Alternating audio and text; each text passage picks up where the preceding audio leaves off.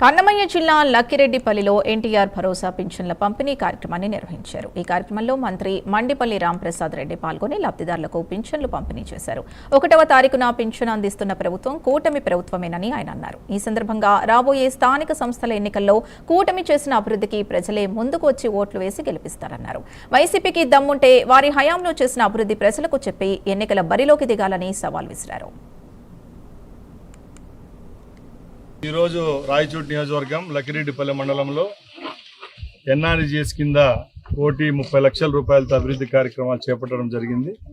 దానిలో భాగంగానే 3 రోడ్ల నిర్మాణాని కోసం సుమారుగా 1,10,00,000 రూపాయలు ఖర్చు పెట్టాం.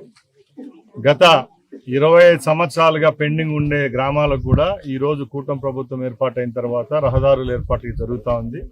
దానిలో భాగంగా ఇప్పటికే రాయచోటి నియోజకవర్గ వ్యాప్తంగా ఎక్కడా లేని విధంగా 150 కోట్ల రూపాయలు ఖర్చు పెట్టి రోడ్లు, డ్రైన్లు అభివృద్ధి చేయడం జరిగింది.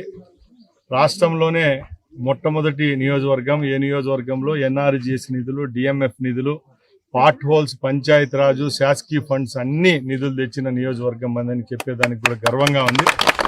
ముఖ్యంగా కూటమి ప్రభుత్వంలో సంక్షేమమే కాదు అభివృద్ధి కూడా జరుగుతుందని చూపించిన ఏకైక ముఖ్యమంత్రి చంద్రబాబు నాయుడు గారు. ఈరోజు రాష్ట్ర వ్యాప్తంగా ఏ నియోజకవర్గంలో చూసినా కూడా గ్రామ సీమలు వెలుగుతూ ఉన్నాయి. ప్రతి గ్రామంలో ఎక్కడైతే చివరి గ్రామం వరకు ప్రజలు నివసిస్తున్నారో అన్ని గ్రామాలకు రహదారులు ఏర్పాటు చేసేదానికి గవర్నమెంట్ సిద్ధంగా ఉంది.